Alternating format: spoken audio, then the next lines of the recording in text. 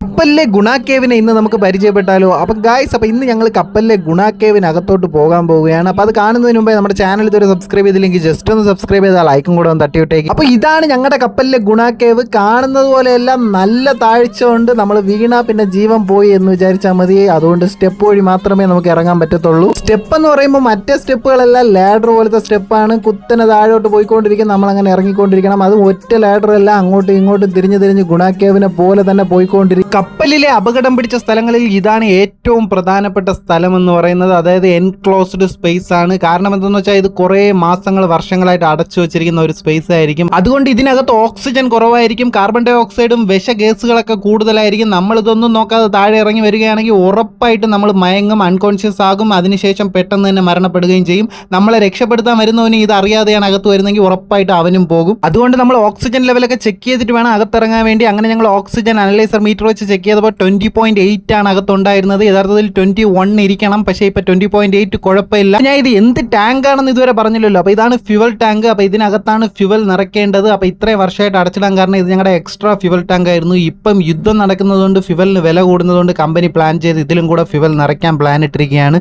അതുകൊണ്ട് ഞങ്ങൾ full tank check ചെയ്യാണ്, വല്ല ഹോളോ അങ്ങനെ വല്ലതും ഉണ്ടോ. ഞാൻ ചെക്ക് ചെയ്ത് നോക്കിയപ്പോൾ ടാങ്ക് ഫുള്ള് ക്ലിയർ ആയിട്ടിരിക്കുന്നു. ഇപ്പം നിങ്ങൾ കാണുന്നത് ഏറ്റവും താഴത്തെ ലെവലാണ്. അപ്പോൾ ഇതുപോലെ 2 ലെവൽ മുകളിലൂടെ ഉണ്ട്. അങ്ങനെ 3 അടുക്ക് ടാങ്കാണിത്. ഇതുപോലെ എനിക്ക് അപ്പുറത്ത് ഒരു ടാങ്കിൽ കൂടെ ഓക്സിജൻ ലെവൽ ചെക്ക് ചെയ്യാനുണ്ട്. അപ്പൊ കേരളത്തിൽ ഇലക്ഷൻ വരാൻ പോകുന്നുണ്ട്. അപ്പൊ അടുത്ത മുഖ്യമന്ത്രി ആരാണെന്ന് നിങ്ങൾ കമന്റ് ബോക്സിൽ കമന്റ് ഇട്ടേക്ക്. പിണറായി 3.0 തന്നെ വീണ്ടും കണ്ടിന്യൂ ചെയ്യുമോ എന്ന് പറഞ്ഞിട്ട് കമന്റ് ബോക്സിൽ കമന്റ് ഇട്ടേക്ക്. ബൈ ഗൈസ്, പുതിയ വീഡിയോ കാണുന്നവരെ